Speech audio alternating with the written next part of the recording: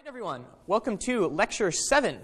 So this week, we're going to be finishing up talking about security, as well as some other topics related to security, like privacy, how you can kind of protect your identity as you're browsing sites online.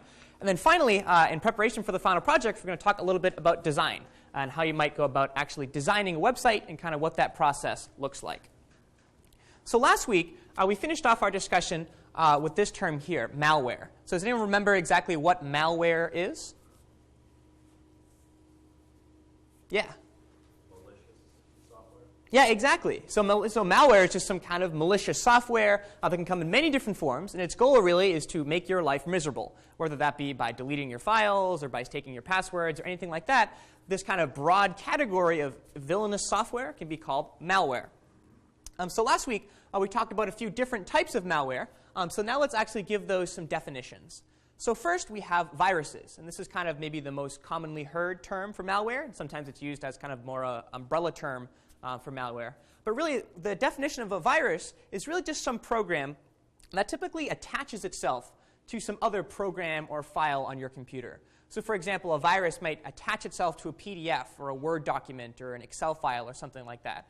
And then someone might send along that file to you via email or instant messaging or a link or something. And so, if you get an email with a virus and, the file that's attached has a virus, if you just ignore that email, then you're totally good to go, right? The virus is just sitting somewhere on your email servers, and it doesn't really affect your computer until you actually download and do something with it. So once you open that malicious PDF or Word document, that's when the virus can actually launch and be released into your computer's memory. And then really it can do whatever it wants as far as deleting files or stealing passwords or whatever. But really the key thing with the virus is that it's usually attached to some existing file, and it requires the user to actually do something in order to kind of activate the virus on your machine. So one famous virus is this thing called the Melissa virus. Has anyone ever heard of this before? This was kind of in the 90s. Did anyone maybe get infected or know someone that got infected with this? So the Melissa virus is actually interestingly named after, allegedly, a stripper who lived in Miami. And the Melissa virus was attached to this Word document called list.doc. And this Word document had some information related to that sort of thing. And when someone opened it, what would happen is the virus would kind of launch from the Word document, and it would email that same Word document out to the first 50 people in your Outlook contact book, for example. And so now, simply by opening and downloading and then opening this Word file, suddenly it would email itself out to 50 other people. Now, it could be kind of annoying. In fact, so many people did this that this actually ended up jamming a lot of network traffic. So a lot of companies had to shut down their email for a day because this virus was generating so much traffic over the network. But really, the solution to avoiding this virus was really, if you get an email with an attachment called list.doc that had the same subject line and the body text that was known to be from the Melissa virus, just not opening it would kind of stop this virus from spreading more. So related to a virus, but a little bit different, are worms. And so we said that a virus, then, it requires someone to actually open the file in order for it to spread out to other computers. So a worm, on the other hand, is something that has the ability to self-propagate, which means that it can actually send itself to other computers. So again, a worm might be used to delete files or steal your information, but the difference between a virus and a worm is that a worm can propagate itself out to other computers, so it can send out copies by itself, where a virus requires you to kind of do something. A virus can't just spread across a network of computers. So typically, one use for worms is to create these things called botnets. So has anyone heard this term before? Yeah, so what's this? Software robot network. So it's used to do massive denial of service attacks and other. Yeah, exactly. So a botnet then is kind of, rather than just one compromised computer, it's kind of this big, huge network of compromised computers. So if I've written a virus or a worm or something, and I just put it on one person's computer, what I can kind of do is take control of that person's computer if I want. Suddenly I have some program running on someone else's computer, and I can really do whatever I want. And so if that program could allow me to actually take control of someone else's computer, which is pretty scary. But now imagine that rather than infecting one computer, I infect thousands of computers. And suddenly I have this whole network of computers that are totally under my control because they've been infected with some worm or some virus or something. So this is what we call a botnet. because we have this network of zombie computers, as they're actually called, and I can use them to do whatever I want. And so one thing that I might want to do, or not me, but someone might want to do, is this thing here, which was just mentioned, called a denial of service attack. The idea behind a denial of service attack is pretty simple. So someone out there has a website at example.com, and I don't like example.com, and I wish it weren't there. So what I can do is I can generate so much traffic to example.com that whatever servers are powering that website just can't take it anymore, and they kind of shut down because they cripple under the load.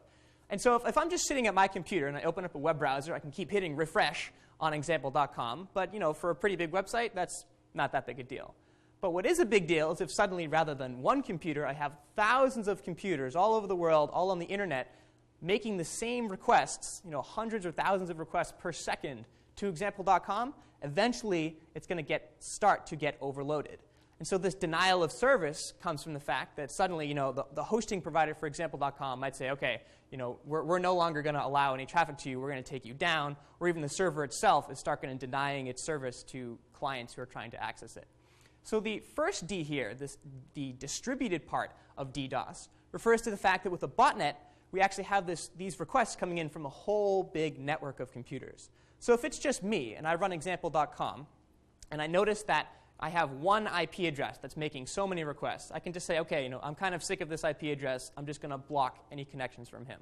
But the problem with DDoS now is suddenly we have hundreds of thousands of different IP addresses all coming in, and we need to be a little smarter about what we can do about that.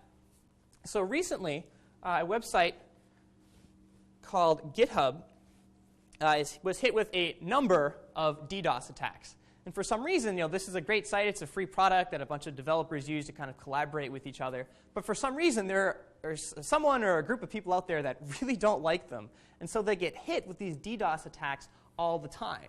And the result of this is that anyone who wants to use the service to back up whatever they're doing or collaborate with someone, they just can't. Because this network of computers is making so many requests that I just can't get my request in because the server is so busy. So I was actually a victim of not really a denial of service attack, but Ben thought it would be fun to launch one of these on my website. And so I happened to be using a hosting provider called Linode.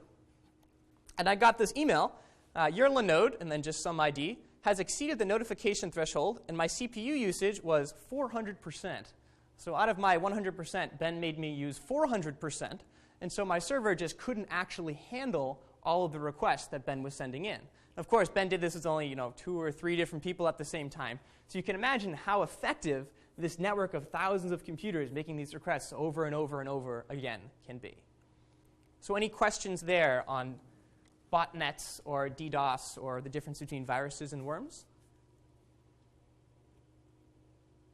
OK, so that's kind of one form of malware. And so that was the Ben worm, which didn't do too much damage. But some other worms throughout history include the configure worm, which a lot of people are like, oh my god, this has spread so wildly that this could bring down the internet because it's generating so much traffic, and that was super crazy. So this one was fairly recent. And also back a little older was this thing called the I love you worm. And this was very similar to the Melissa virus. You'd get something in your email, and that would be a little executable script, but it didn't look like that. It looked like any other file you could open. And once you open that, what this worm could do is it deleted like your MP3s, your JPEGs, like targeted basically files you might care about.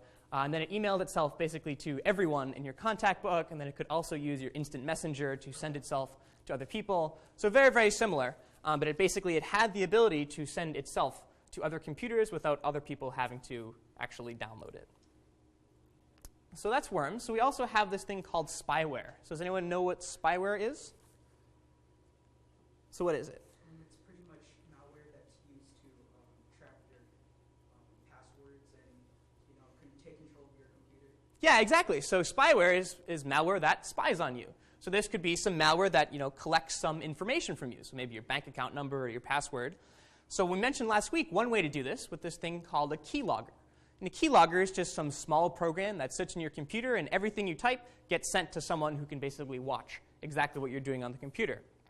And so that's really just one form of spyware. Another common form of spyware is this thing called a Trojan horse. So what is that, either from history or with computers?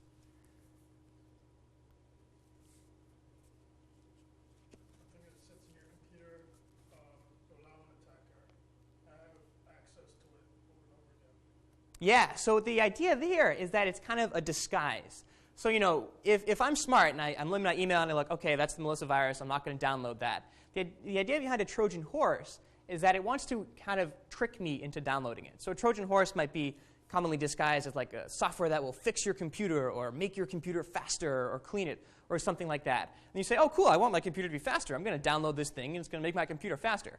But unfortunately, what just happened is even though you open this up and it looks like something that could make your computer faster by doing something, it's actually just a container for some virus that once you open up this program, you didn't actually download something that will make your computer better. You probably downloaded something that will make your computer much worse. So Trojan horse then is really kind of malware in disguise. And often it would include spyware that can collect your information just like a keylogger would. So we also have this thing called adware. And this is kind of the software that's really annoying that results in pop-ups on your desktop when you don't want them or something like that. So luckily, there are plenty of programs out there that have been developed to kind of prevent malware from spreading and making your life miserable. So there's plenty of free virus solutions from people like Norton or AVG or Avast. So basically, if you're going to use a computer on the internet, I definitely highly recommend you use some form of anti-malware software. These things are super easy to set up. You just download it. You can tell it to, hey, scan my computer every week or every day. And it's really, there's no reason not to have some form of anti-malware software running on your computer, particularly if you're using the internet. So another piece of important piece of online security is the idea of passwords. So there's a lot of tendencies to maybe just pick the same password and use it on the same site over and over again, or maybe pick a really short and easy to remember password. But the problem is last week we saw this thing called a brute force attack. Does anyone remember what that was?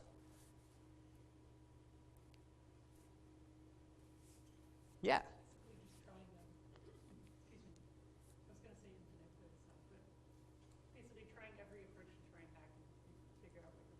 Yeah, exactly. So a brute force attack is, well, I'm just going to sit there and try everything. And if my password is only numbers, for example, then that means I don't have that many things to try, right? I'm going to try 0 through 9, then I'm going to try 10, 11, 12. And even if my password's 1, 2, 3, 4, 5, it's really not going to take a computer that long to figure out that that's what my password was. So instead of just using numbers or letters, we really do want to use as many different characters in the password as possible. So a lot of sites basically force you to use a number and a symbol or a capital letter or something like that. And this is why. So that if you're using a brute force attack, it's going to take much longer to figure out what your password is because we have to search over a much wider space of things. Right? Rather than just trying the digits 0 through 9, we have to try 0 through 9, A through Z, then basically the entire ASCII table until we can find your password. So it'll take much, much longer if not only your password is longer, but also we use characters that aren't super easy to guess. But brute force isn't really the only way to attack a password. So we also have this thing called a dictionary attack. And the dictionary attack takes advantage of the fact that your password might be based on some word in the English language. And so here is an article.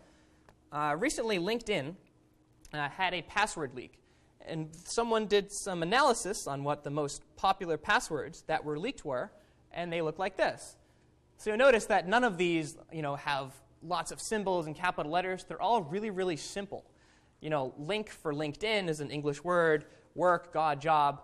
And so if I'm trying to crack someone's password here, rather than trying the string QZR, which isn't very likely to be someone's password, I might just start with all the words in the English language. Maybe put some numbers in there or something. But if my password is just job, for example, and I start off by trying to guess all the words in the English language, I'm going to be hosed really, really fast. So even if I pick a longer English word like dragon soccer, I'm still going to be in trouble because someone can just try guessing all combinations of English words, and it's going to be much faster to figure out than some random string of characters. So this is just to say that picking short passwords, and even for every single site, is really a bad idea. Since if I guess your password to LinkedIn, if I try that same password on Gmail and I get in, then suddenly, simply by getting access to your LinkedIn information, I can get any information I want if you reuse the same password. So that's why you also hear, you should use a different password for every single site to kind of prevent that kind of attack. Because LinkedIn was compromised here, and that's kind of LinkedIn's fault, right? They shouldn't have been compromised.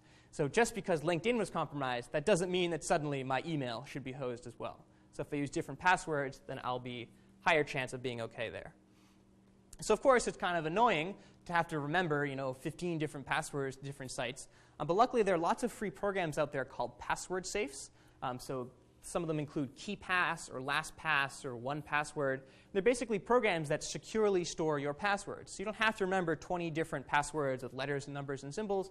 You can basically store them encrypted on your hard drive so that you can't actually access them until you provide some other form of password.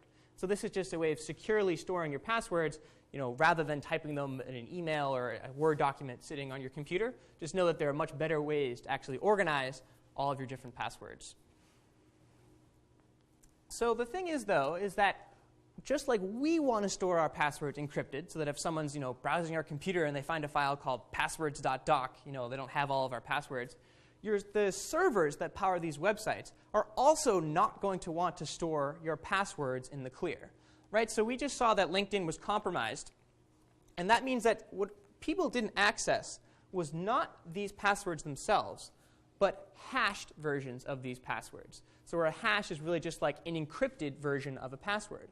So to hash a password, I'm first going to pick a trapdoor one-way function. So just like last week, just something that's really hard to reverse. So I'm going to give that thing, that black box, my password, and it's going to spit out something that's really hard to reverse engineer.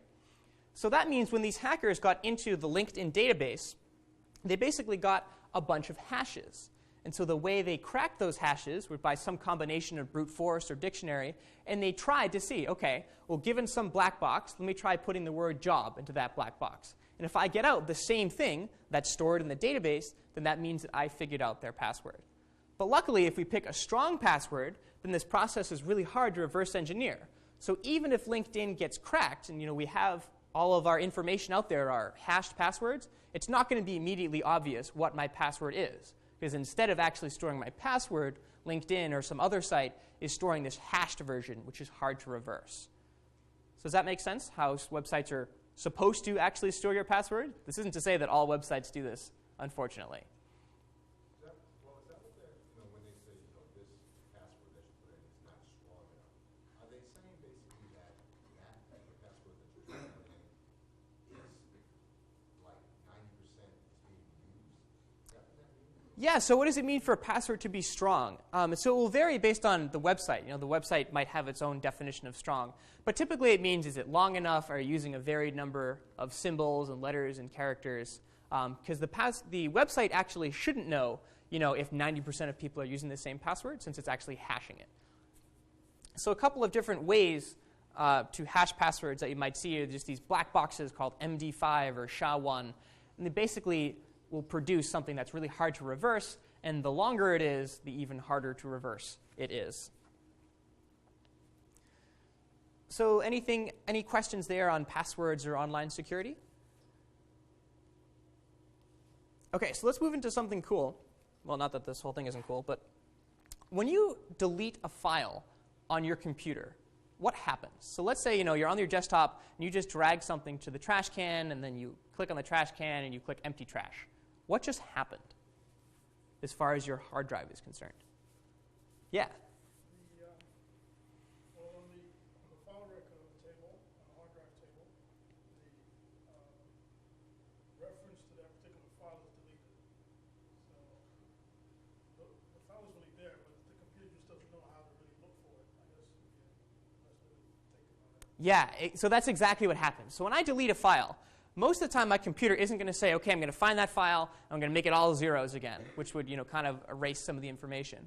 What your computer's actually going to do is it's just going to forget where that file is. So remember back in lecture 1 or 2, we saw that somewhere on the hard drive is this big table.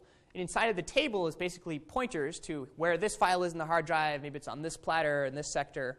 So when I delete a file, I'm not actually going to remove or zero out those bits on the hard drive. Instead, I'm just going to go into that table of contents or phone book or whatever you want to call it, and I'm just going to say, this file is no longer here. I don't know where I put it anymore. So erasing a file is more like crossing out something in a book's table of contents than it is going into the book and tearing out the chapter. Your file is still sitting there on disk, but your hard drive just claims not to know where it is. So that means if your hard drive is physically stolen or someone has access to it, what they can do is they can actually just go through and look at all the bits on your hard drive, and that way can just find the file. So even if the hard drive claims not to know where it is, then some forensic analysis could turn up the actual bits. Yeah?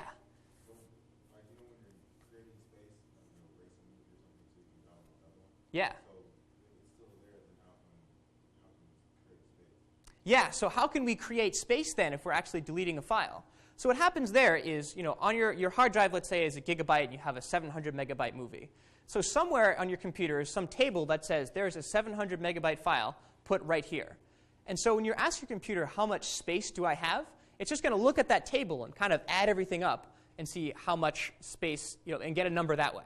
So each entry in the table occupies 10 megabytes or 700 megabytes. When you add them all up, that's where your computer can tell you how much space is actually left. So that means if you have a 700 megabyte movie and you delete it, then you put on like a 500 megabyte movie, what's going to happen is the computer forgot that there were files stored, those 700 megabytes were stored somewhere in your hard drive. So that means as far as your computer is concerned, it can do whatever it wants with that space. So it could put some of that 500 megabyte movie in the blank space still, or it could put it where the 700 megabyte movie was. So in that case, you'd start overwriting some of the bits, but some of them will still actually be there since you're not overwriting the whole thing. Does that make sense? Yeah, so that's a great question. So now, since the computer has just forgotten where the file is, it kind of reserves the right to just overwrite it. So if you want to prevent this, you can use different programs like this here called dban, which is Derek's boot and nuke, which basically says rather than just deleting files, I want to physically take every single bit on this hard drive and make it a 0, or randomly choose between a 0 or a 1. And so that way, you're actually going to ensure that all of the information is erased. So if you really want to be secure, you can do this like twice or 3 times. And I think the US government mandates you do it like 7 times just to make sure the bits are actually all erased. And that's how you can actually go about deleting something from your hard drive so that someone else can't recover it. Yeah? I've had friends of mine that talk about putting EM, like a magnet, a really strong magnet, next to the hard drive in case they run into problems. Does that work, or? Sure, and so some people might say, you should take a magnet to your hard drive, since a magnet will try to, basically break all of the bits on your hard drive, since your hard drive has this magnetic film, and the goal is to kind of change it all. So that might work. The magnet might miss some bits or something. So I think a more secure thing to do would be to really do it through software and individually change every bit, and then have software verify that this bit was changed, this bit would change. So it's definitely not guaranteed to work, and there could be some processes that could still figure out parts of the file there. So another thing you can do is you can encrypt your entire hard drive. So does anyone work at a company where you have a work laptop or something and they made you encrypt your hard drive? Yeah, so what does that mean? Or what do you so based on what we know about encryption, like what do you think it means? Basically kind of putting like a layer, like with the passwords that we talked about last week, kind of like a layer over the data on your drive. Yeah, exactly. That's exactly what it means. So there are programs that exist. They're built into Mac OS X called File Vault, and there's plenty of Windows ones you could download. And what this is exactly some layer that acts between some software application like Microsoft Word trying to save a file and your hard drive. So when your whole disk is encrypted, before I save that Word document to disk, I'm going to encrypt the whole thing. And then I'm going to store the encrypted bits on the hard drive. So then when I want to read a file from disk, I'm going to read the encrypted bits, decrypt them, and then display the contents in Microsoft Word or something. So that means that I'm going to pick some password for my computer, and only once I've provided that password am I going to be able to access any of the information. So that means that if someone has actually stolen my hard drive, that's not really a big deal unless they have my password. Because without my password, they're just going to be looking at a bunch of random encrypted bits, and they're not really going to know what any of them mean. So that's why someone might tell you to encrypt your hard drive. But there's actually a cool recent research project that's shown that this isn't the most effective thing in the world. So we said a couple weeks ago that when you power your computer off, the contents of RAM kind of go away. So it turns out that that's kind of a white lie, because they don't go away immediately. They kind of go away gradually. And so what these guys actually did was they figured out that if you have access to someone's computer and you shut it off, and you take their RAM and you make it really, really cold, you'll actually slow down the process by which those bits are lost. And so they take some like liquid nitrogen or something, and they spray it on an open RAM, and then you can see what happens here. So let's fast forward here. products are vulnerable even if the computer is completely off.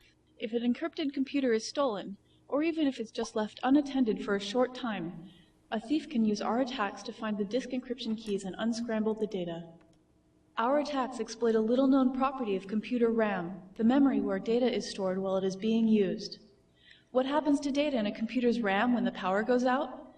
Most people, even many experts, will tell you that it's erased. But the truth is more complex. The data stored in RAM fades away gradually over a period of seconds to minutes. In most computers, we can read what's left by booting a simple startup program. We loaded this image into RAM. Here's what happens after we cut the power. The bits fade gradually and in a predictable way.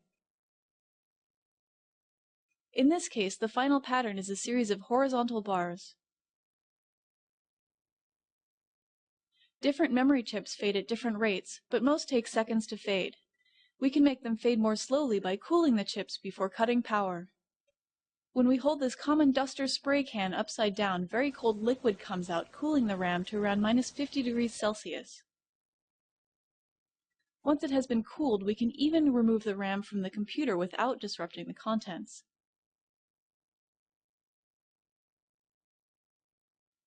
Here's what happens if we keep the chips cold. Even after 10 minutes, very few bits have faded, and we can even use a different computer to read them. With brief physical access to a computer, these techniques can be used to make a near-perfect copy of memory as it existed before power was cut. So there we just saw that we can actually, get at the contents of memory. So why might that be useful for an attacker? Like, what kind of information would be stored in RAM that might be useful for an attacker? Or bad for you? Passwords. Yeah, so passwords, right? So if I just typed, I just logged into a website, my computer might just keep that password around somewhere in RAM. So this project specifically was targeting disk encryption. So what related to disk encryption might be stored in RAM? Yeah, so exactly. The key that you used to encrypt or decrypt your hard drive is probably stored in RAM. That's because if it weren't, then every time you tried to do something, like open a file, it would ask you, how do I decrypt this file? So instead of doing that, it'll ask you once when the computer starts, and then it will just remember what that is inside of RAM.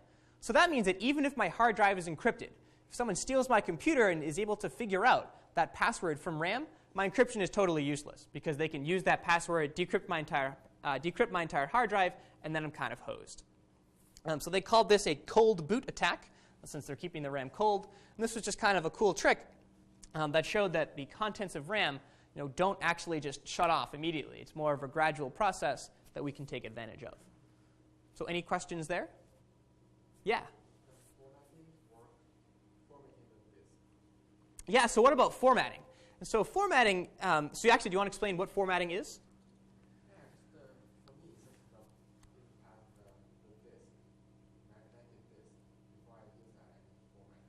Yeah, so formatting is just some way of saying, this file system is going to be used on this disk, and typically, if you just buy a hard drive, you might need to format it so that you can use it.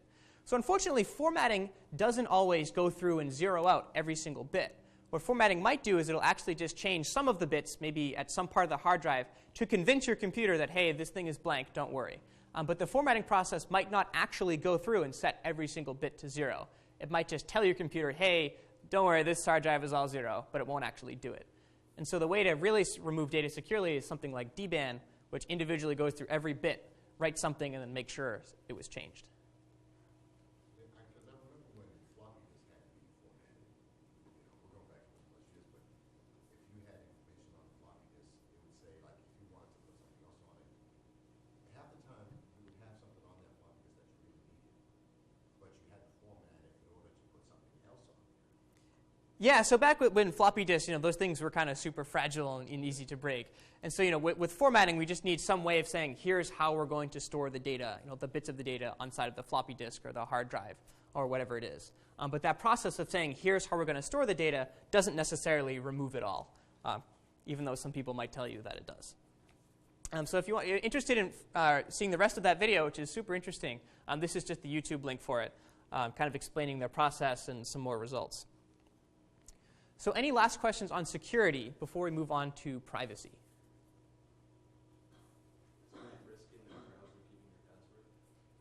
So is there any risk in having your browser keep your passwords? So a lot of browsers today, like Firefox or Chrome, they'll kind of offer to save all of your passwords for you.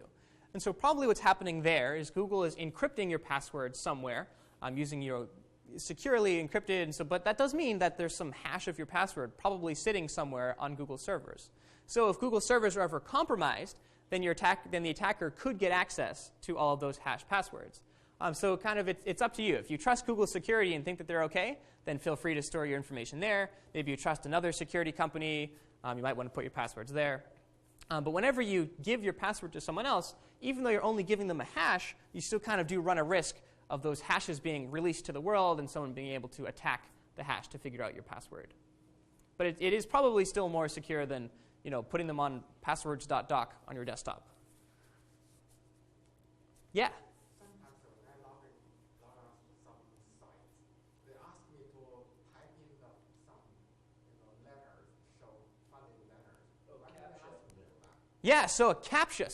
So sometimes when you log into a website, often after failing to log in a couple times, you might see what looks like some random letters, and you have to tell the site what those random letters are. And so this thing is called a CAPTCHA. And so it's designed to prevent basically automated attacks on the site. So the idea is that you as a human can kind of figure out what those distorted letters are, but a computer can't really. It has no idea what the letters are. So we can try to do some image processing, but the goal is that a computer can't figure out what those letters are. So that means that if I write a program that tries, I know your username and I want to write a program to try every single password to your gmail.com, for example. So if I want to brute force you. And suddenly, if there's no CAPTCHA, then I can continue my brute force attack. I try the password A, didn't work. Try the password B, didn't work. This program can just kind of keep going. But suddenly, if I'm not allowed to log in until I correctly answer this CAPTCHA, then suddenly my automated program doesn't work anymore. So it's going to say, I want to try the password B. And the server is going to say, OK, before you log in, just tell me what this picture says. And the computer says, I can't do that. But you as a human can. And so that's actually the idea behind a CAPTCHA, is preventing these automated brute force or dictionary attacks on some website. So it's actually a cool fun fact, is the CAPTCHAs that you'll see, sometimes they say reCAPTCHA, and they're kind of like a red border with like a yellow background. So those are actually a really cool research project. And what those are doing is it's taking scanned books. And we have software that can look at the scan of a book and kind of identify the letters. But sometimes that software doesn't work so well. And it really requires a human to say, what does this say? And you type it in. So what reCAPTCHA is, it's a project that's actually giving you images from scanned books that software couldn't figure out what each word was. So oftentimes you'll get two words, and one of those words will be an actual word, and the server knows what it is. And the other one, the server doesn't know either. And by you typing it in, the server is going to learn, oh, OK, I didn't know what this was, but the person typing it in said it's the word boy. So I'm going to figure out that that's the word boy, and I can now continue scanning this book, basically. And so that's actually a really cool thing. So sometimes, you might have seen jokes on the internet where you get a CAPTCHA and it's like a math equation or like a picture or something you can't type. And that's why. It's probably an image from a book that software didn't know what it was, and it gave it to you, and you don't know what it is either, so you can just type in whatever, and it'll probably let you through, since the computer is going to say, well, now this math equation is the word whatever. So don't do that if you're concerned about research. But that's the basic idea behind a CAPTCHA, and this reCAPTCHA thing is just some research project that works with Google Books or some other scanning things, which is really cool. OK, so let's talk about privacy now. And to do that, let's come back to this idea of authentication that we saw last week. So last week we saw that when I authenticate with the server, I usually provide like a username and a password, and then I get a unique session ID, and that session ID is stored in a cookie, and I keep passing that cookie back to the server, and that's how I remain logged in. So let's say that I'm making a new website, and I need my users to register and log in somehow. If I just make users register for a new account, that might kind of annoy some people, right? Because if I'm coming to a new site and it says, hey, register and confirm your email, that's just super annoying, and then it's another username and a password that I have to keep track of, so I might not want to use your service. So a lot of people do instead is they offer you something like this, where rather than creating a new account and creating a new username and whatever, you can just sign in with one of your existing accounts on another service. So I can be redirected to Facebook, and then somehow the site knows I'm logged in, or Google, or some other popular service that has accounts on it. And so this here is called authentication. And so here I'm basically, as a server, when someone logs in, I need some way of verifying who they are.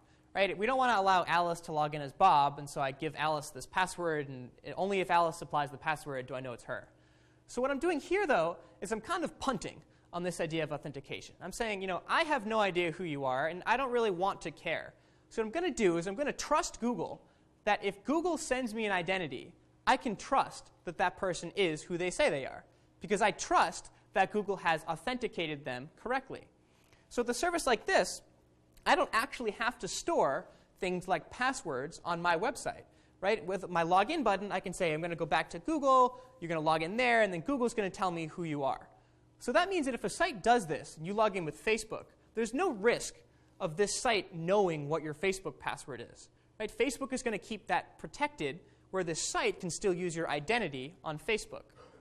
And so one way of doing this is this thing called OpenID. And the process looks like this. So it looks a little bit complicated, but basically the idea is I'm here on the right, and I want to log into some website over here on the right. Oh, sorry, on the left. So the website says, hey, look, I have someone that's trying to log in, but they don't have a username or password on my site. They're trying to log in with Google.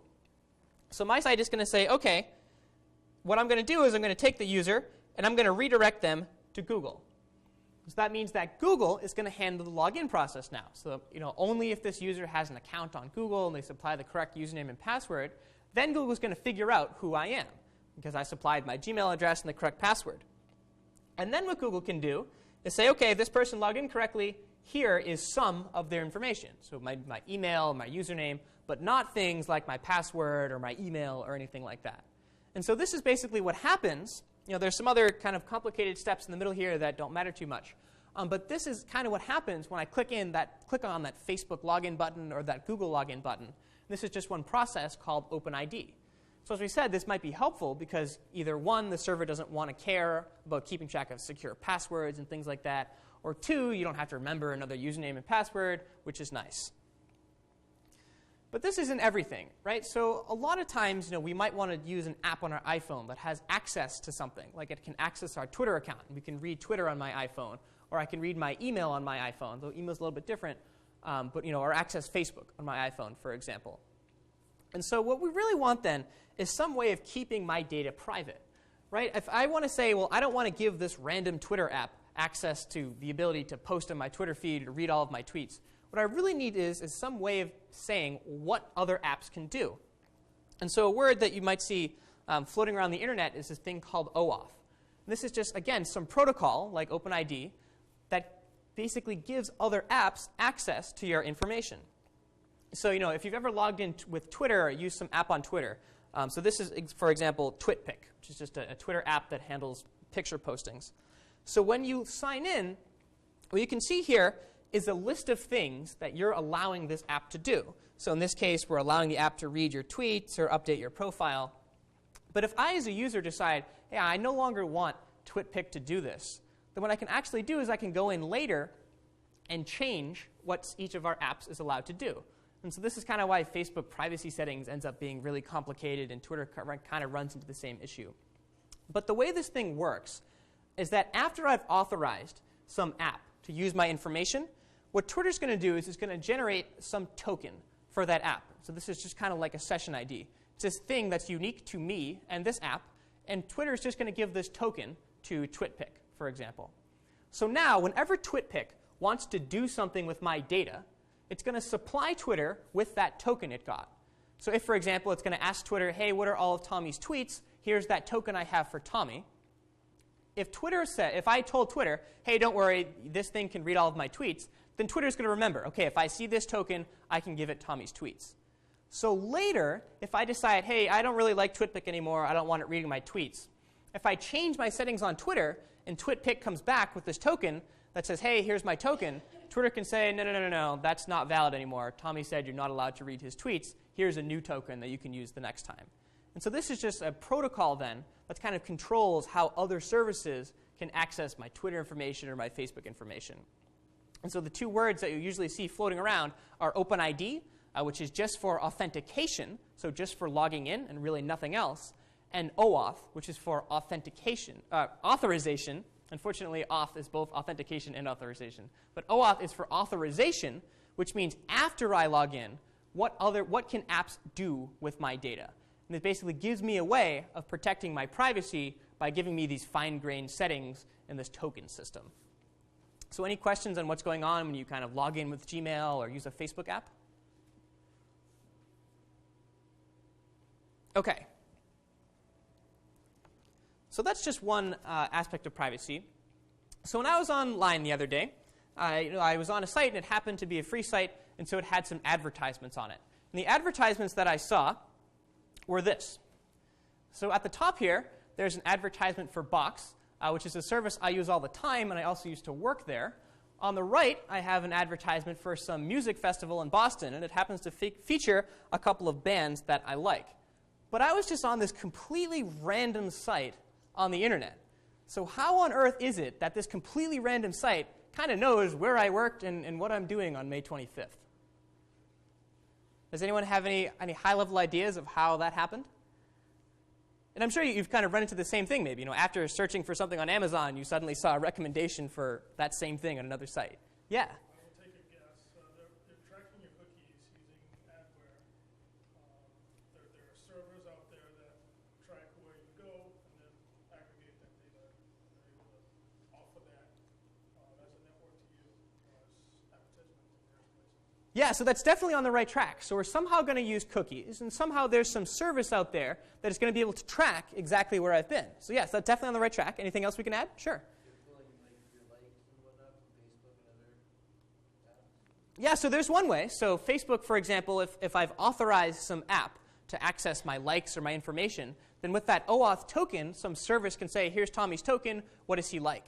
So that's one way. If I'm browsing some Facebook app that I've authorized, I could do that. But if I'm just looking at a random site on the internet, that site doesn't have an OAuth token for me, so it might not be able to access that information. Yeah, any other thoughts? Could it be doing some sort of like something similar to a trace route based on the IP address that you're providing to it? Like if you do a get or a post, does it know? It knows where it's coming from? Yeah, so we could also use IP addresses, and we'll see actually exactly how we can track those in just a moment. And so those could be used for serving, geographic-based ads. So in the bottom here, you see, yeah, there's something from Boston. And so what could have happened is the server could have said, hey, look, it's an IP. Where's that? Oh, it's from Boston. Let me send it, a Boston-related ad. So if I access the page from San Francisco, I would get, a different ad. So this service in particular happens to be using these things called third-party cookies. And the way third-party cookies work are something like this. So all of these advertisements, I don't know if you can see it while you're zoomed in, but look at the top right corner. They all have the same little thing on it. And that little thing happens to be the logo of an advertising company. And the role of this advertising company is that people will pay this advertising company and say, hey, I want my ads put on someone's site, and I only want the people who see those ads for these ads to be relevant to them. So showing this Boston Music Festival ad to someone from San Francisco would be a waste of my money if I'm a company trying to promote my music festival. So this ad network, then, is just some company that's managing where these ads come from. So now if I own some other site, like example.com, and I want to make a little extra money, what I can say is, well, OK, this ad network, which happens to be called Ad Choices, there's also AdSense and other companies like that, I can say, OK, Ad Choices, give me whatever ads you want, and I'll put them on the page. And, I can get some small amount of money based on how many views I get or how many clicks I get. So OK, so that's how these ads are being displayed on the page. They're coming from some third party. So Ad Choices happens to be really, really popular. And lots of different sites on the internet might use Ad Choices. So let's say that I'm on foo.com, and foo.com gives me an ad served by Ad Choices. So what Ad Choices can do is it can set a cookie on my computer. And it can say, OK, here's the user 12345, and this cookie is going to be Tommy. So we saw last week that once there's a cookie on my computer that's associated with Ad Choices, every time I make a request to Ad Choices, I'm going to send along that cookie. So let's say that I'm on foo.com and I see an advertisement, then Ad Choices just gave me a cookie, and Ad Choices says, OK, well, 12345, which is just my unique ID, just visited foo.com. So now let's say I do some more browsing, and I end up on bar.com. And bar.com is also going to have some ad choices. And so that means that I have a cookie already for adchoices.com. So when I make a request to adchoices.com that's asking, what ad should be displayed on this page, adchoices knows who I am still, because it just gave me a unique ID on some other site. And it remembered, hey, Tommy was just on food.com, and now that I'm on bar.com, because adchoices still knows where I am, it's still tracking everywhere I go. So that means that it can send me an advertisement that's based on all the places I've been that happen to use this ad choice cookie. So that means that somehow all of these companies here are somehow affiliated with ad choices, and because ad choices knew that I visited box.com or whatever music site this was, that it tracked I visited those locations, because I'm now telling ad choices who I am by means of this cookie, it can say, oh, you're the guy who was just on Box. I'm going to give you an advertisement about that. So any questions on how that works? So just to recap, because it's this other third party, this AdSense.com or AdChoices.com, that owns the cookie, that's how, even if I'm on food.com or bar.com, I can get ads that are relevant to something totally unrelated to bar.com. Yeah? Tom, what is the, I know that, of course, the G logo at the bottom of the ads is, of course, from Google. Yes. Plus one. So down here, this is basically Google's equivalent of the Facebook like. Google has its social networking service, Google+, that not many people use. But this is kind of their equivalent of liking. Like, I could share this ad if, I want to tell my friends I'm going to this music festival, or I really like the tablet and the Box ad or something. So not really relevant, I don't think, to share ads, but Google thought it was. So what browsers are starting to do, though, is they're starting to say, you know what, this is probably not the best idea in the world. Maybe someone who's using Firefox, they don't want, some other network to know all of the sites that they've been visiting. So there are some articles online that are saying, future versions of Firefox, Firefox 20 was just released a few days ago. And by this URL, it looks like Firefox 22 will block third-party cookies. And so that means that suddenly Firefox is not going to let AdSense or AdChoices set a cookie on food.com.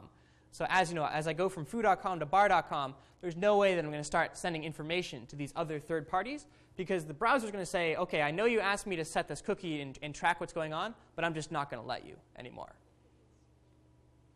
And so this could be a step in the right direction, depending on if you like relevant ads or privacy. So any questions there? OK, so we just said a few minutes ago that whenever I make an HTTP request, the server knows where it's coming from. And so the server can actually save every single request that is made to it in these things called logs. So here's my server, and I happen to be doing just that, of course. So here's this thing here called the access log. And so this is just some really, really, really big file. And so what we can see here, though, is if we look at one line of this file, for example, suddenly we start seeing things that look like HTTP requests, and we start seeing things like URLs. And so if I quit out of this, we can see that I have an access log for the week of March 17th, of March 24th, of March 31st. And so really every request that's come into this server, CSE1.net, I'm actually saving a good deal of information about every single one of those requests. So let's just look at one of these lines more carefully. So we just see this kind of blob of text. And there's a bunch of these blobs stored for every HTTP request that comes into my server. So on the left here, we see an IP address. And that is exactly what it looks like. This is the IP that the request is coming from. After that, we get the date. So what might this one be here?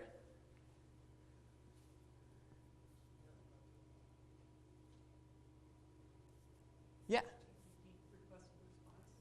Yeah, so this first part here is kind of the first line of the HTTP request. And this kind of contains what page I just visited. And then after that, we have the response. So the server gave back a 200. The thing after that is probably how much data was sent back, so something like 13,000 bytes. And then we have this next string here called the user agent.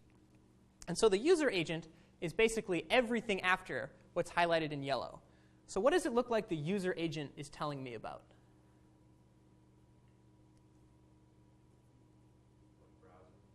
Yeah, so this is telling me what browser I'm using. So we see here that my user agent, it has a lot of words. So we see Mozilla, we see Windows, we see Apple, WebKit, Gecko, and Safari. So here we see an operating system. We see two operating systems, really, Windows and the company behind OS X. We also see two different browsers.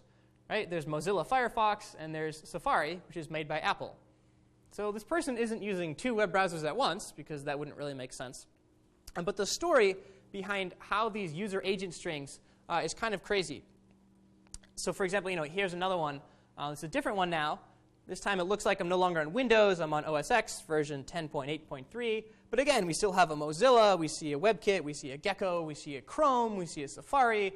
So just looking at this, it's really non-obvious what this actually means, because now we have three different browser companies in this user agent string. So what happened back in the day, when web browsers were still starting to be developed, or really early versions, there were these things called Netscape and Mosaic, and these were just two different web browsers. And suddenly Netscape started supporting some features that Mosaic didn't. And so whenever a server got a request from a web browser, it said, okay, are you Netscape? If you are, then I'm going to give you like this cool version of the page, and if you're Mosaic, I'm going to give you this lame version of the page. So naturally, Mosaic got kind of upset about that and said, well, we fixed it. We have the cool features now, but web pages or web servers are still sending the really lame versions. So what happened is they started lying about who they were. So for example, as history went on, this started happening again and again and again. So for example, every browser wanted to be Mozilla because servers said Mozilla is the best. So web browsers saying, well, I'm Mozilla compatible, so send me those pages. But then some other engines developed like KHTML, WebKit, and Gecko. And really, these are just words that are basically rendering technologies that can support some features and maybe not some other features. And so what happened is we get this big mess where web browsers saying, I promise I can support all these cool features. Give me like the latest and greatest version of your page. I promise it'll be OK. And so to do that, they're basically lying about who they are. So there's a really good short story that gives kind of more of the history behind this at this URL here. Highly recommend reading it. So those logs were nice, but those really don't give me a lot of rich information, right? I'm just kind of looking at IP addresses, and that's kind of boring. So there are plenty of solutions out there called analytics services that really allow me to get some fine-grained information about what's going on my website. And so here, for example, is Google Analytics. And so this is actually the analytics information for CSE1.net. And so we can see here that, OK, this is kind of nice. We can see that this is how many visits we're getting per week. We notice we have spikes here on Monday and Monday. So that makes sense. So I can actually say, rather than just looking at March 8th to April 7th, well, let's back up to about when we started, so January 7th to April 8th. And I hit apply. And I can see this nice timeline of what's going on. So we have a couple spikes here, like this one here. Anyone recognize what this spike was? Yeah, so this was the day of the exam, and so everyone thought that the day of the exam would be a good day to study. And so we can see here we get more rich information now, right? If I just kind of looked at the log file, I could have figured that out. But now we start getting things like, okay, what is the average number of pages each person visited? Or each one of these visitors, were they new? Had they been to the site before? Had they not been to the site before? And so this is starting to get really cool. And I lost my cursor here.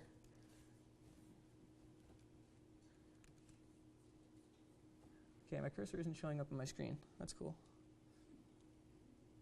So if I go down here to Content and Overview, I actually get a nice breakdown of what the most popular pages on this site are. And so we're still in the time frame from January to April. So it looks like the first lecture video is popular, the first recap is popular, and then the problem sets page has a lot of visits and things like that. So I can get even more information, like what percentage of people are using a mobile device versus a laptop, and all this other cool information that I can't really just get by kind of staring at log files. This is really just to say, though, that without you knowing it, probably, I can collect a whole lot of information about you and your web browser. So obviously, with Google Analytics, I can't access what you're doing on example.com, but really anything you do on CSE1.net, every click you make, every little scroll you do, I can really track that. And so just, as you're browsing websites, be aware of that. And a lot of times this isn't just to be kind of big brothery. This can have some implications for making the site better. So this thing here, A/B testing. Has anyone heard of this before? Yeah, so what is it? So it's pretty much you have two versions of a web page. Usually a home page is you want to test to see which one gets more clicks, or when you need visitors, which one people interact with more, so you know what to put, or maybe what buttons or what particular parts of the website they interact with more, so you can put that on the final version. Yeah, exactly. So if I have a website, and I have some idea for a feature, and before I kind of release it to everyone, I want to kind of say, okay, does this really work, or are people not using it? So Facebook, for example, is notorious for doing this. So right now, there's a bunch of different A/B tests going on the site, and one of them, for example, is at the top of the screen you have a search bar. For some people, there's no border around that search bar. It's just kind of like that blue bar. And for other people, there's a dark border around it that makes it look more like a search box. And so depending on who you are, you'll get a different version of the same Facebook.com. And so now Facebook can say, okay, well, did putting this black border around the search box make more people use it? Because if it did, then maybe I want to keep that. But if it didn't, then I don't really like the way it looks, so we can throw it away. And so using these analytics type things, I can do this A/B testing and compare version A to version B and figure out which one is better. And so this is really just to say that all of this analytics, it feels kind of like Big Brother and everyone's watching you and tracking information. But really the goal of a lot of this is to make the site even better. By learning how you use it, we can figure out what improvements we can make to the site.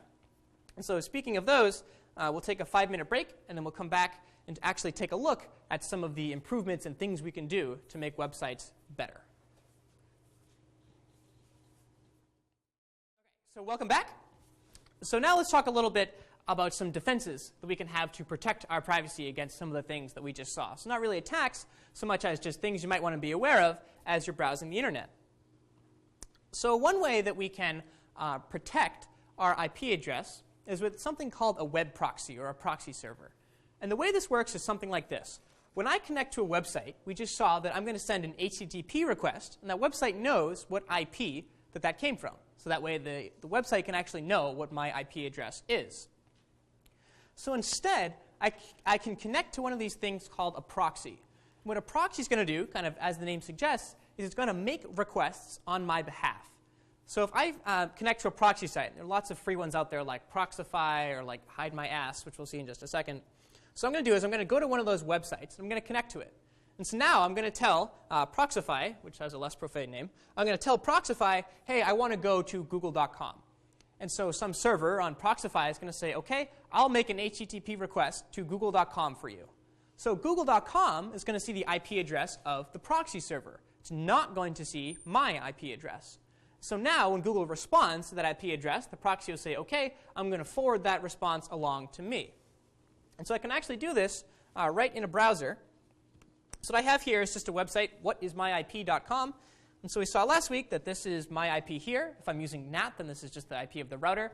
But that doesn't matter too much because this website still has some identifying information about me. So if I don't want that, now on this tab here, I'm using I'm now at hidemyass.com. So I'm connected to some other proxy. And now when I visit whatismyip.com via this proxy, the IP address is something totally different. And so now this IP address is somehow related to the service or the proxy that I'm using to connect to whatismyip.com. And so a lot of people might use proxies to kind of get around firewalls or something like that. But really their goal is to protect your privacy by ensuring that other sites can't see your IP address. So you might download a program. You can just do that in the browser, and it works pretty nicely. It'll, of course, be a little bit slower because we have this, this man in the middle here, and there might be a lot of people on it at the same time. But you do get the advantage of actually hiding your IP address. So what I can also do is I can change my user agent. So we saw that that's something that is recorded in a server log. But most browsers will actually just allow me to lie about what it is.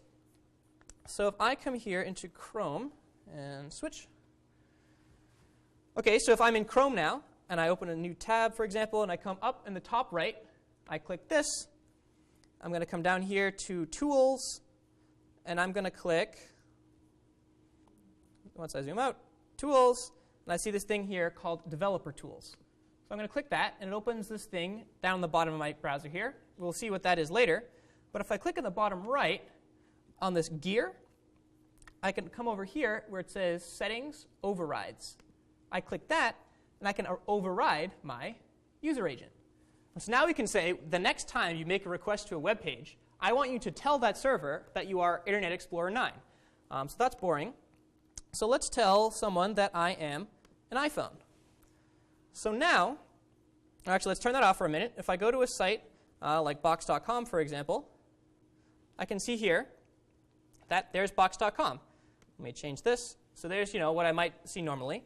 Now I'm going to click on user agent, and I'm going to forge my user agent. So my browser is going to tell this server that I'm an iPhone, even though I'm not.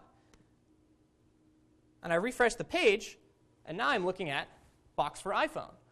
So I just convinced the server that I'm actually an iPhone, even though that I'm just a regular old web browser.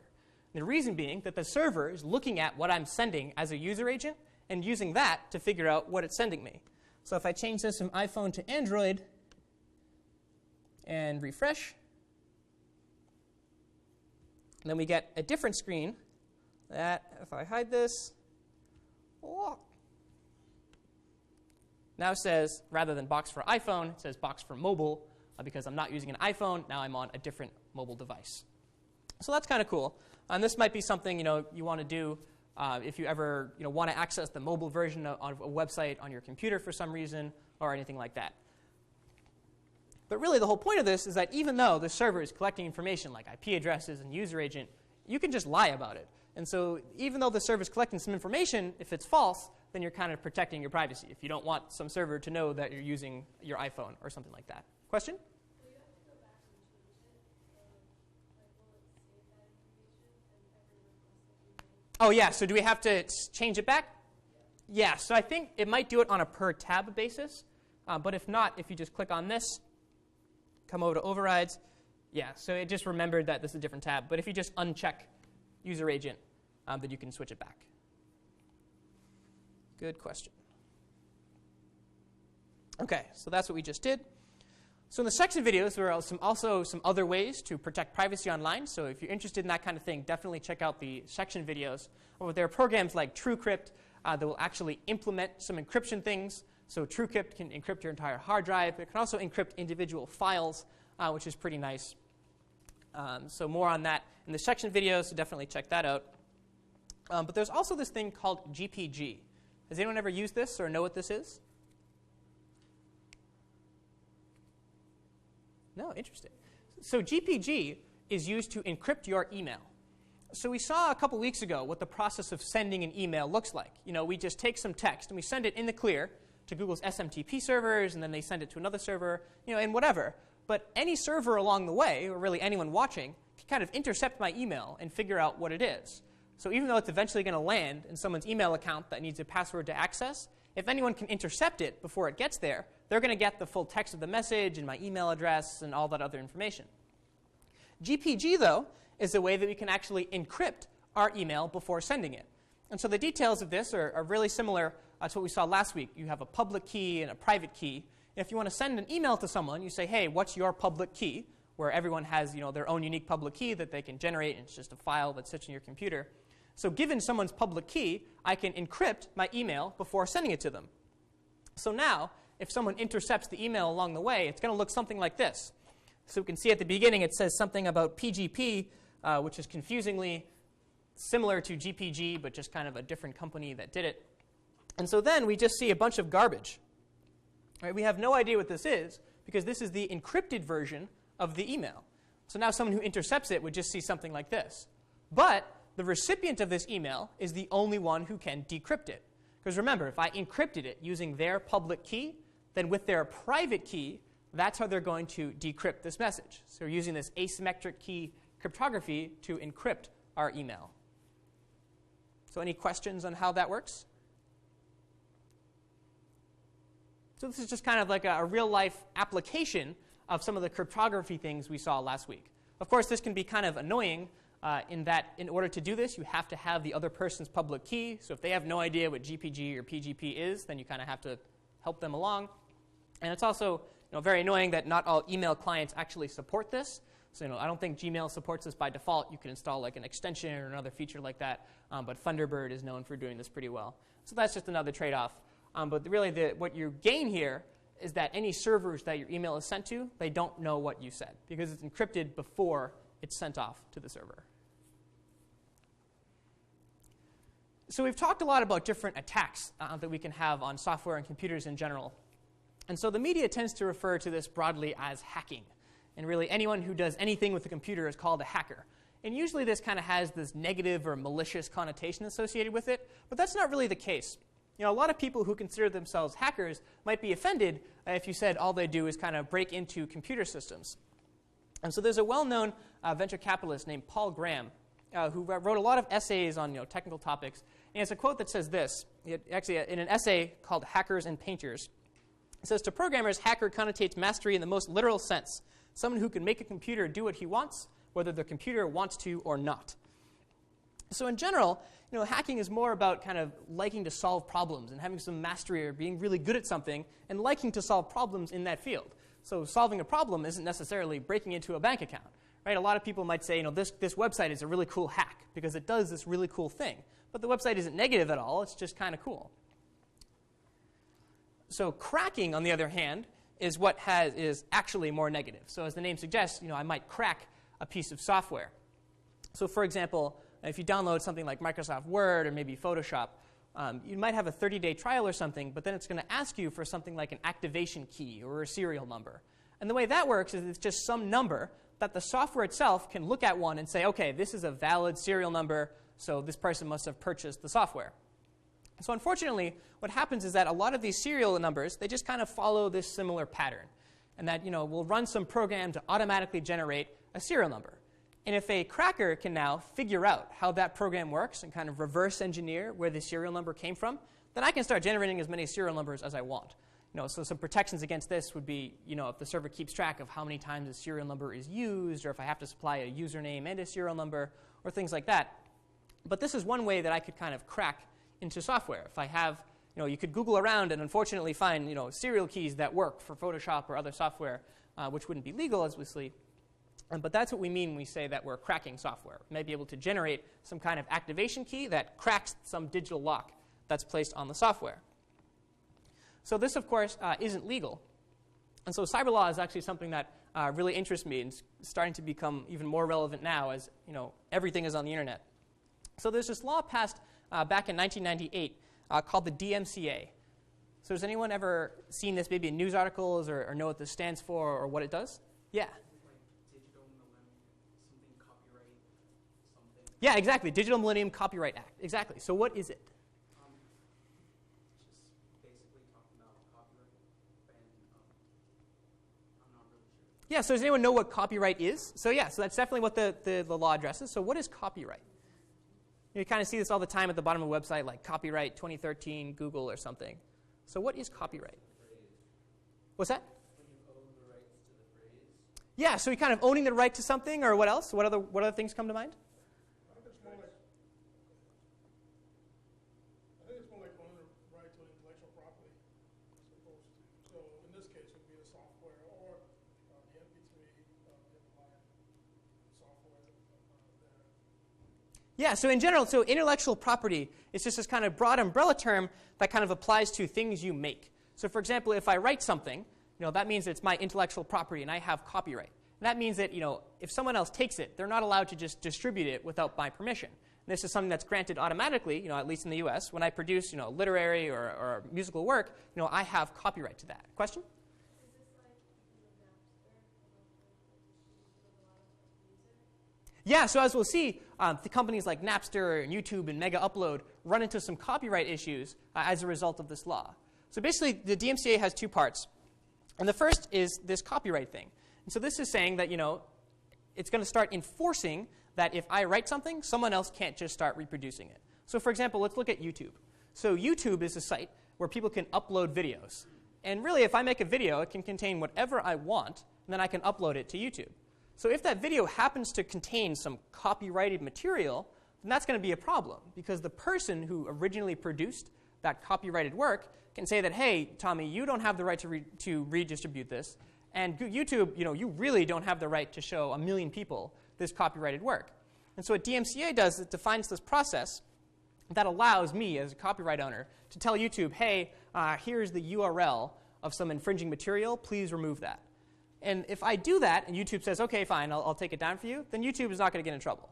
Right? So without this kind of protection, YouTube could get in a ton of trouble. Because if I'm a copyright owner and I'm looking for someone to sue, and I don't know who Lady Killa123 is who uploaded this video, then I can't sue them. But I'm going to say, hey, YouTube, you're distributing it, you're in a lot of trouble. So that's what DMCA does. It provides this thing called the safe harbor that is going to allow us to say, well, if I send a letter to YouTube and they take it down, then they're OK. So that's just what we mean by copyright. This is different than something like a patent, which is something that you have to apply for, and there's this big process.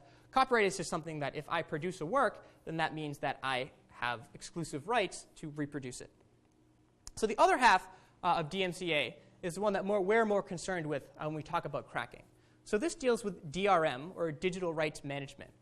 So has anyone who's like listened to music or played video games ever kind of run into this thing called DRM? So we can explain at a high level what DRM is. So to be the owner of, actually the person who created the software or music or whatever, saying what you can do with it in the sense that you can't put it on one computer, for instance, or rip it more than 3 times, or something like that. Yeah, exactly. So DRM is just this kind of access control that's over some file. So normally, if I just have a file, anyone can copy that file or play it in an MP3 player or do whatever they want. And kind of, whoever gave me that file kind of loses control over what happens. So DRM, though, is a way of basically putting some digital lock on a file that kind of, limits what can actually be done with it. So you mentioned, you can't play it on more than 3 or 4 devices or something.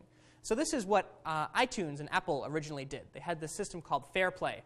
And you could say, Apple said, you have this MP3 file, you can only play it on like 5 different computers. And if you try to play it on a 6th, then they said, no, iTunes isn't going to play that because this thing is locked. And so that's what we mean when we talk about DRM.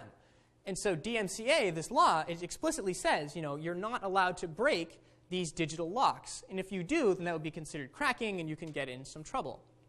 There are, though, exceptions to this, which are pretty nice. So for example, if I have a disability that doesn't allow me to see, for example, and I have an ebook reader, I have a Kindle, and I download some book from the Kindle store, and it's protected by DRM. So what I am allowed to do is I can have that book transferred to some other software. I can actually physically break the DRM and have some other software read that aloud to me, because without that, I'm not able to read the book. And so, some similar ones, if you own a DVD, you're allowed to break the encryption on that DVD to have a copy of it on your digital computer. The same way it works with old video games. If you ever downloaded like an old ROM to emulate it, you're allowed to do that so long as you own the original video game. Things like, it's legal now to jailbreak your phone, which wasn't legal a while ago, but now it's legal to do that. If you have some phone that's like locked down to a carrier or something, you can break the software DRM to put it on any carrier you want. And these are just some recent developments that have come up with DMCA and DRM. But the general idea here is that we can put these digital locks on software that kind of enforce what can and cannot be done with the software. And breaking into those isn't the most legal thing in the world. So any questions on cracking or hacking? Yeah? How exactly will you get prosecuted? Yeah, so how will you get prosecuted? So the DMCA puts a lot of power into the person who put on the digital lock or put on the copyright in the first place. So it's kind of up to them to kind of send a cease and desist letter or whatever it is. And the DMCA is designed to kind of give them control. Because if I have a copyrighted work and someone else distributes it and then it makes me a millionaire, and I probably don't want to have them prosecuted. So it's kind of up to me to enforce it. Or someone else, really. Yeah? What happens though, Tommy, if, for instance, someone, like, we've been hearing about people like artists, not artists, but writers who lift stuff from other sources. They become famous, they become rich. How do those laws apply to them in terms of the person that they took it from? Yeah, so that's a great question. That's something so that's actually something I meant to bring up. So there's this other important exception when we're dealing with copyright called fair use. What fair use does is it describes some certain use cases where I'm kind of allowed to copy someone else's work. So for example, Saturday Night Live, makes fun of a lot of stuff, whether that be movies or music or things like that. And there's actually a legal exception that says you're allowed to make a parody of some copyrighted work. And it actually gives you a lot of leeway in terms of how much you're allowed to copy it. And there are other things like in academic use, there's a lot of exceptions for libraries or people studying security and things like that. So the fair use clause is what allows us some exceptions to make use of copyrighted works. Okay, so let's take a break now from security and privacy, and we'll talk about design. So you may have noticed that the final project of this course is going to start to ramp up. We'll post some more information on the course website this week. But for the final project, you're going to be tasked with creating your own website. And so we haven't seen how to do that quite yet, but you're going to be able to make a website really about anything you want. It could be about you, it could be about your family or your friends or anything you might want to make a website about. And so what we want to talk about now is some tips to make that website look and feel really nice. And so when we talk about design, we're going to talk about two things, both how something looks aesthetically as well as how easy it is to use. So before we think about actually making a website, we should probably talk about this. So this is an acronym for 4 fundamental design principles. So we call it CRAP, and this is stands for contrast, repetition, alignment, and proximity. And so this author named Robin Williams, who wrote this book called the Non-Designer's Design Book, which is really great, kind of proposed these. Now they've kind of become the de facto standard of 4 things that you should definitely do when you make a graphic thing. So let's look at each of these. So the first one is contrast. And contrast says that if you have 2 things on a page and they're different, they should look different. So here's a screenshot from the Harvard School of Engineering's website. So we have 2 things on this page. Over here, we have some navigation bar, and over here we just have some body content. And you'll notice that these 2 things look really different. Right? The navigation bar is red, and it's got these gradients, and then the text is just kind of black and white background. And they're even different fonts. And so this is exhibiting some good contrast. We have 2 things on the page. They're fundamentally different. You do different things with them, and so they look very different on the page. And so here's another one. So we can also use contrast to create these nice bold things. So rather than just making things look kind of different, maybe changing the color, we may as well make them really different. Right? If there are 2 things on a page that just aren't similar at all, there's no point in not making them really, really different, so it's clear to the user what they are. And so this is just another good example of contrast. So repetition just means that we should have kind of some overarching theme to anything we create. So this could happen by taking some element, whether that be a font or a color or a logo, just kind of repeating it on the various pages of the website. One of my favorite examples is a site called Hipmunk. So if I switch over here, go to hipmunk.com. So all over this site, they have this little chipmunk. And if you do searches, suddenly your chipmunk will tell you where your best flights are. And he's just kind of on every single page. And what this does is this kind of ties together the various pages of this site. If I go from the home page to start browsing flights, I'm going to recognize, oh, there's that chipmunk again. I kind of know where I am. And so repeating little things like this can just kind of create a more unified feel for your website. So similarly, if you look at Google's search pages, at the top of them all is a bar that looks like this. And so they're repeating, even though we can go from searching from images to shopping, we still have this consistent visual element that's on every single page that kind of unifies all the different Google search tools, even though they're completely different pages. So next we have alignment, and this just refers to where things are on the page. And so really, we shouldn't just place things randomly on a page. We should kind of place things with purpose. So this, for an example, is a screenshot from probably now outdated Facebook layout. But you can notice here that everything is aligned nicely. We have a nice line here. All the photos are aligned. And the space for my new comment is aligned exactly with these boxes here. And so everything just looks really nice and clean. So things aren't left aligned and right aligned and centered all over the place. Everything is left aligned, and there's just some consistency and cleanliness to something like this. So here's another example from the New York Times. So we can see here that there's a line coming from here that all of these images are lined up with. There's another line here that kind of left aligns all the text. And just by doing this, we can create this nice, clean kind of feel to anything we create. So finally, we have proximity. And so proximity is kind of similar to contrast. So contrast said if 2 elements are different, they should look very different.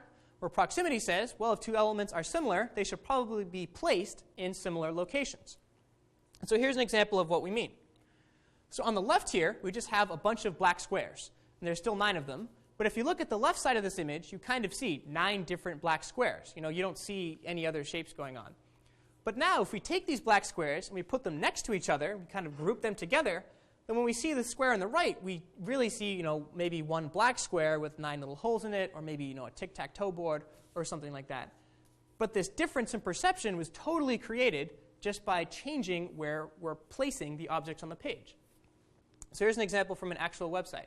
So this is a news site called Mashable, and they just had 2 headlines here. But you'll notice how we're creating these nice visual groups. Right? This is one story here, and everything is close together. The headline and the picture are kind of all in one group. And then down here we have a different group because we have a different story and things are placed closer together. So any questions on those 4 basic design principles? So I found that with things like this, they might seem, as you're hearing, it's like, oh, duh, like what else am I going to do? Like, why would I just throw text all over the page? But when you're designing something, it's definitely super helpful to keep all of these in mind and kind of remind yourself, okay, make sure that I'm grouping things correctly and things like that. So that covers how we can make things look. But now let's cover how we can actually use things. So back in the 90s, this usability scientist named Jacob Nielsen basically proposed these 10 ways, the 10 things we can keep in mind as we're designing websites or really any software to make sure that they're intuitive and easy to use. So we'll just go through each of them. So the first one is this thing, visibility of system status, which sounds scary, but this is basically some way of communicating to your user what's going on. So for example, if I have a site like the submission site for this course, for example, we are uploading files. In the event that it works, you'll usually see something like this progress bar. And with this progress bar, rather than just hitting upload and then waiting to be taken to another page, the progress bar lets us know, okay, something's actually going on behind the scenes. So next, match between system and real world. This is just saying, we spend a lot of time in the real world, and so I shouldn't have to kind of create a new world when I use a computer. I should kind of just use the same metaphors that I'm used to. So this is something that Apple is notorious for.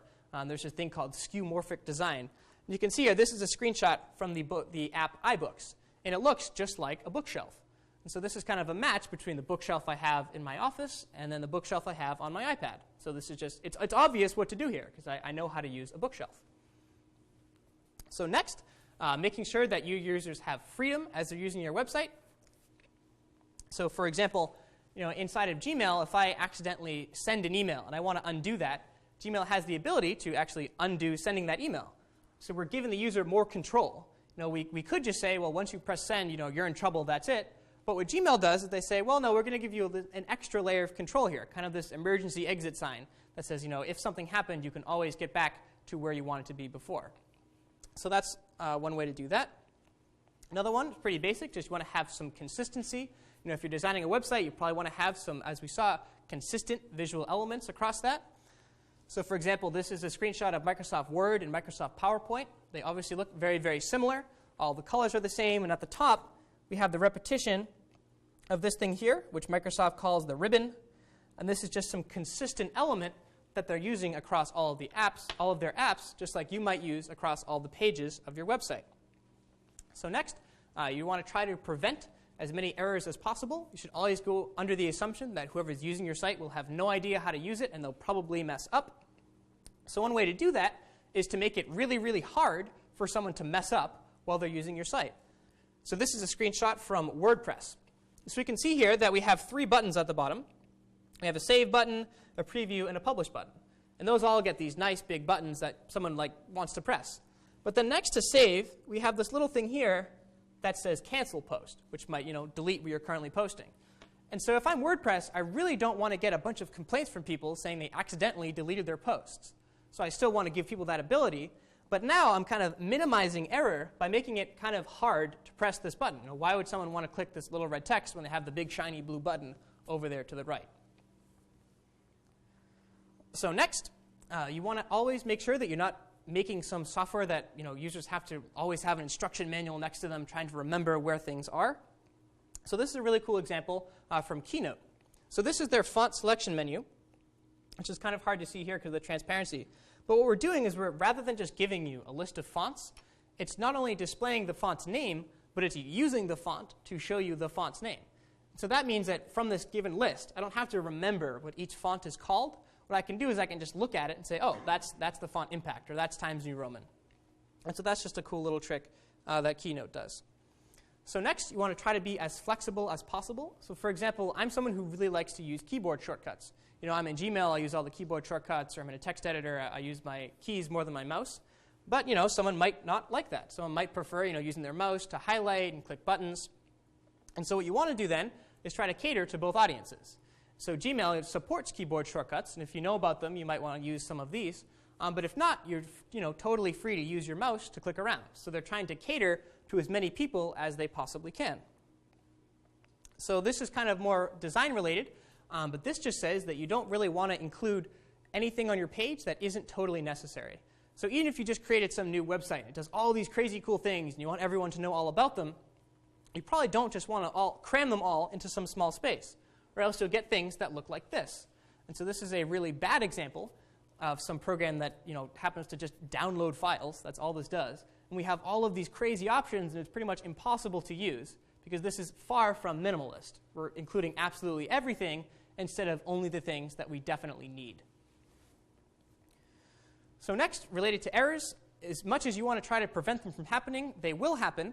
And so you want to make sure that anyone is able to identify something that went wrong on your website. So this is the sign-up page for mint.com. You're asked to provide an email and a password. And if I do so incorrectly, for example, if I type in something that is not an email into the email field, then Mint's going to immediately tell me not only that this is not an email, but give me a little message that says, hey, please enter a valid email address. So if not, if I just saw a bunch of text boxes and then hit sign up and then it didn't work, that's not really intuitive since I don't know what happened. So this is much nicer because Mint is telling me, you messed something up, here's what you did, and here's how to not mess up again. And so finally, a more basic one, as much as we'd love to be able to create a website that just everyone knows how to use, some people are not going to want that. They're going to want some step-by-step instructions that say, here's how to create a new post on Discuss, here's how to filter by labels. And so it's always good to have some form of supplementary help that will help you people figure out what's going on. So what I want to do now for the last 20 minutes or so is do some discussion about some designs on the internet. And so I'd love to get some discussion going. This is a very subjective discussion. There's no right or wrong answers. But let's just take a look at a few websites and let me know what you think of the design. We can keep in mind those 10 things we just saw as well as the design principles, and we could try to figure out what makes this site good. So here's one. This is Craigslist. So Craigslist happens to be one of the most popular ways on the internet for selling and buying things or finding housing even. And this is what it looks like. So what are opinions on this design?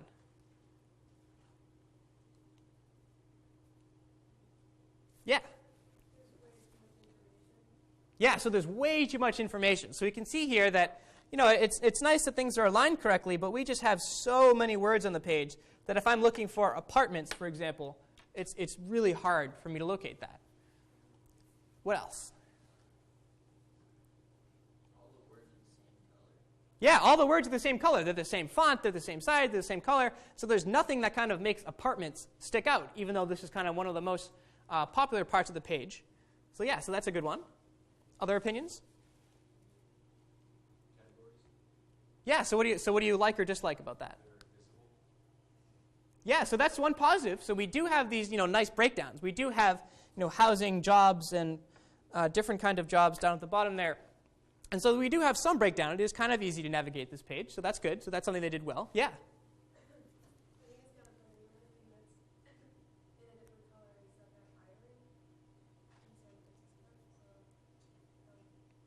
Yeah, so it seems like they are kind of calling attention to the fact that they're still hiring. And so we can see here that this small change in the page, like I just made one little tiny color change, but it really makes your eyes kind of go there first. You can kind of see that suddenly this looks different. I'm going to look at it.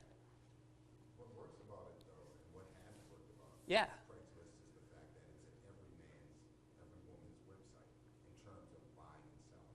People, when they go to Craigslist, they're not, you know what I mean? Like, people just go right to a specific thing with Craigslist and say, business, computers, and where it is, so on and so forth. So that, to me, on a personal level, makes it why it's still successful today, I think. It's just because it's every man and every woman can look at it and know exactly what they want, even though they're not necessarily pointed in a specific direction, and that's what the design does. Yeah, I think that's a great... You know what I mean? Yeah, no, I think that's a great point. You know, there's nothing hard about this, right? This is just a collection of, there's just a bunch of, it doesn't really get much easier than, clicking on a link and clicking on upload or clicking on new, or some other sites might kind of lose you in some aesthetics. So let's compare this to a different Craigslist design that was not done by me. So let's say Craigslist looks like this. So opinions on this versus the design we just saw. Why is that? Yeah, so that's great. So before we had this. Oh, go ahead. Sorry.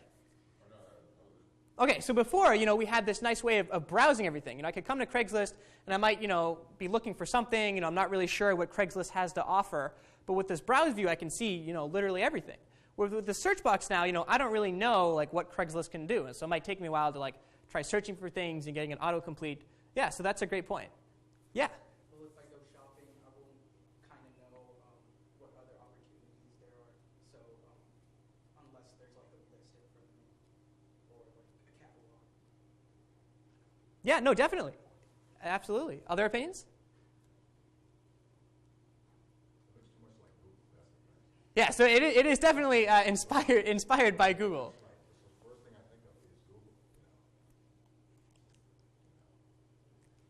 Yeah, and so somewhat interestingly, maybe Craigslist's bad design has kind of become Craigslist's thing. Their thing is bad design, but you identify that, oh man, this is Craigslist. Now you kind of lose a little bit of branding if you take the Google search box. Because the original Craigslist, like what we just saw, is that's what it's like an American brand. It's McDonald's. It's something that people are just so used to. Someone looking for an apartment, they don't have time to just go through all this fancy section over here that says apartments, and then something like this was just. You understand why they did it, because they're trying to keep up with the times, just like Google. But it's adding much work compared to the original design, which was I know what to do. Anybody looking at it. Yeah. It could be kind of the opposite, though. If you're looking for something really specific, instead of going to apartments and then where you want and then the kind of apartment, you can just search apartments in Boston, 2-bedroom, and then it'll pop up instead of having to click through a bunch of different web pages. Yeah, definitely. So this for certain types of things, this could be way faster. If you know that I'm looking for an apartment in Somerville for 2 people, less than $1,400, if I can somehow just express that, by typing in a search box, then yeah, I can search over results, and that'll be might be much faster than having to click through a bunch of things. Definitely. So here's one more approach to Craigslist. This time, something that actually exists. So this takes advantage of the fact that Craigslist is really commonly used for apartment hunting, and so now here are all of the apartments on Craigslist and some other sources on a map. So opinions of this versus the search on Craigslist. The obvious downside here being if you're looking for a video game and you don't really care where apartments are. So just say, let's just say Craigslist is now just for apartment hunting. It's really visually intuitive. What do you mean by that? You can just see where the house is on the map, right in front of you. Yeah, so with housing, you're probably concerned a lot about location. So this emphasizes location, and as you said, you could definitely see what's going on.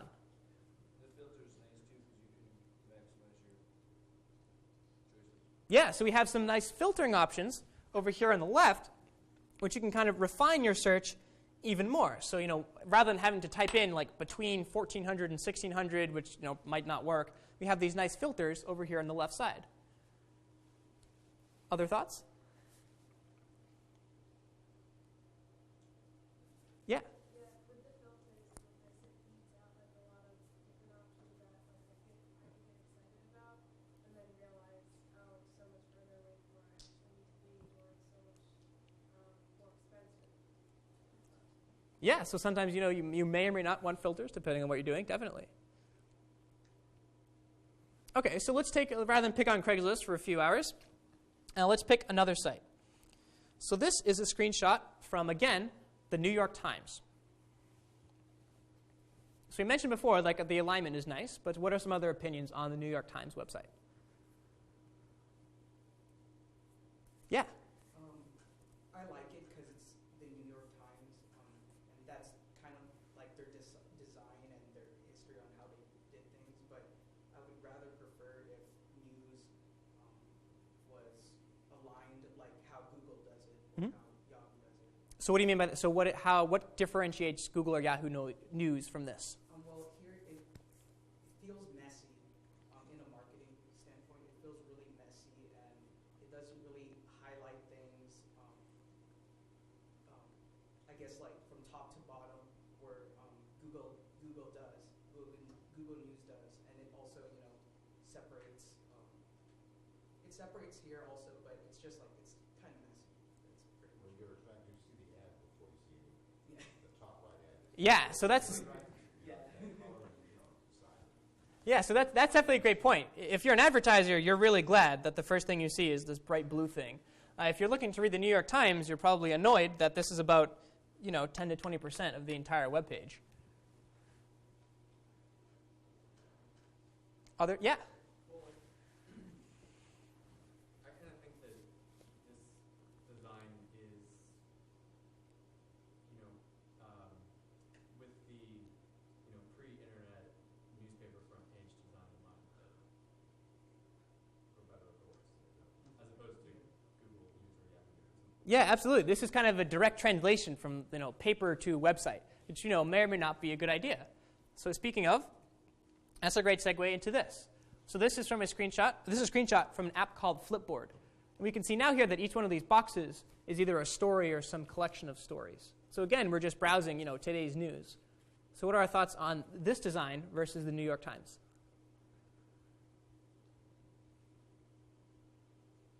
Looks cleaner. So there's not that much clutter and everything.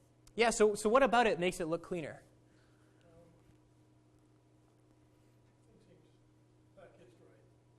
Yeah, everything is kind of the same size. There aren't any words that are bigger than the other than, maybe the logo up the top left. Okay, so that's Flipboard. And so here's another news site. So this is Reddit. Thoughts on this design compared to Flipboard and the New York Times?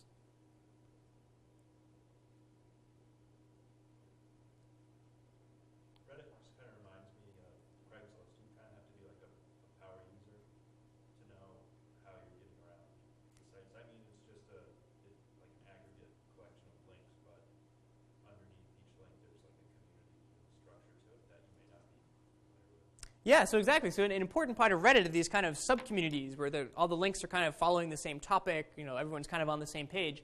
And if you just come to this page, it's really not obvious that these even exist. I mean, you don't see them until you kind of look at this little tiny blue text that says advice animals. You might not even know what an advice animal is or what happens when you click this link. Yeah, so if you're not really familiar with the site, it might not be clear what's going on. Other thoughts on any of these three? Well, the one that you showed before, where it's in content, the only difference with that is like it has a clean look, but it has two different sides to it. Mm-hmm. Contents, you could see that as maybe I should click on that, and that'll show me the contents compared to these, which could be news stories on the right-hand side. You know what I mean? Yeah. It's like you're attracted to the content because of the nice white space, but a regular user or any user could click on that thinking that that's going to take me to the contents. Yeah, absolutely. So from the screenshot, it might not even be clear, exactly what this app is trying to do. Are those the contents on the right-hand side, or the contents are happening when I click on this page on the left? And are these just images, Facebook, Twitter, so on and so forth, used as just visuals? Stories, of course, but contents could be like, someone could think, oh, those are the contents, compared to us already knowing that what we're looking at on the right are the actual contents. Yeah, so this is a good example of, maybe some language that isn't very intuitive. So it's not very usable if it's not clear what this language means. So let's jump ahead to something else you might want to do in the internet. So let's say you want to browse flights. So this is the results from one flight site. So this happens to be kayak.com. So what do we like or dislike about this? So I went to kayak.com, and I said I want flights from Boston to San Francisco, leaving right now. So what do we like or dislike about this design?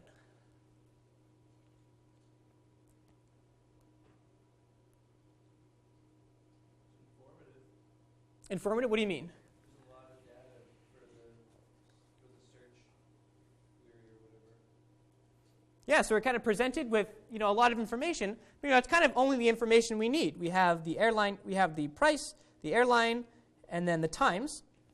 So yeah, but we're still managing to convey a lot of information kind of in a nice compact way. So other pros or cons of this? Yeah.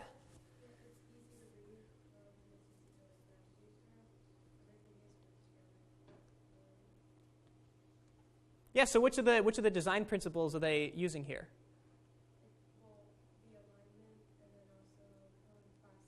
Yeah, exactly. So everything is nice and aligned, and as you said, they're grouped together visually. That's great. Okay, so let's compare this to Hipmunk now. Did we include a chip? No, keep in mind that there are cute chipmunks everywhere on the page too. So what do we like about this design compared to Kayak? I did the same thing. I just said I want flights from Boston to San Francisco. Much down to the point. In what sense? That it just lists, your price and time, not really like anything else, and then you could just select it. Yeah, so there's definitely less information here. So if I back up, up in the top left here, we have some price trending. We can see, how the tickets have been doing lately. And we also have some other filtering options here. I can filter by the cabin or anything like that. Where this is a little bit different in that it's not giving me, things like trending ticket prices. So other opinions on these two designs?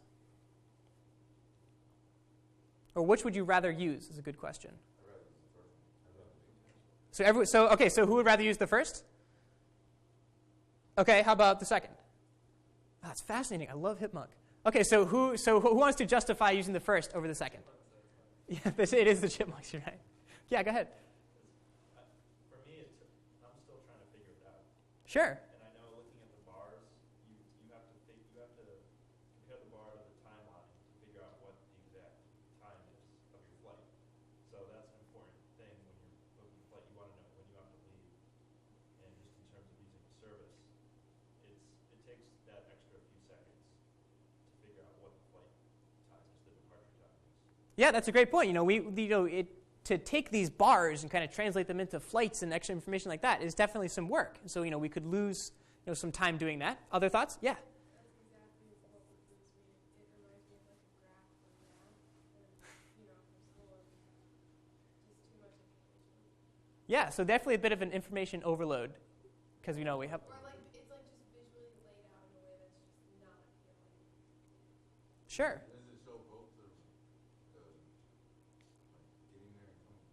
So this is just one way for now. I think if you scroll down, you would get the other way. So these are just flights from Boston to San Francisco. But you don't know where to start first with this design. You don't know, on a personal level, just because it says, okay, select, prices, so on and so forth. Your eye's doing too much work on the middle compared to, you're looking at the middle more than the left and the right because of the colors. And also, okay, I'm trying to find this flight that leaves at 8 a.m., but I don't know which, you know what I mean? Your eyes are doing too much work on the middle compared to everything else. Sure, absolutely. So just to make it fair, who wants to defend Hipmunk? Yeah. It just lays it down from there, from price, and you see it also does it in the first site. However, like here, you could see your choices and the current times, like just for right now. At the same time, you could navigate if you have to go, in a later time, or if you want a higher price, or if you want a different airplane carrier. And it's just so simple, like having a price here, and then just with the columns. Yeah, Just very basic. definitely. It's just a lot more visual with design, relying on that rather than text. Sure, yeah, it's more visual than text, which could be a good or bad thing. Yeah, go ahead. If I want to depart early, I first choose check rules. It's very easy. That's true, yeah. So this allows you to maybe easily identify different airlines faster. So just before we break, so I happen to be using this site. I happened to be traveling, a few days ago, and I needed to arrive at 11 p.m. or 11 a.m. rather. And so what I like to see was not only which of these flights is before this line here, but also okay, given this flight is to the left of some line in the timeline, how early do I have to get up? By kind of looking at the other line. And so, maybe depending on your use case, you might prefer a different interface. If you're concerned about price, then you really might like, Kayak's filtering over here, or filtering of times, which is super nice. Or, if you're more concerned about the length of the flight or anything like that, you might prefer this interface. So there are lots of different examples that you can do this. Pretty much any competitor, you can look at the design decisions that they made, versus their competitor.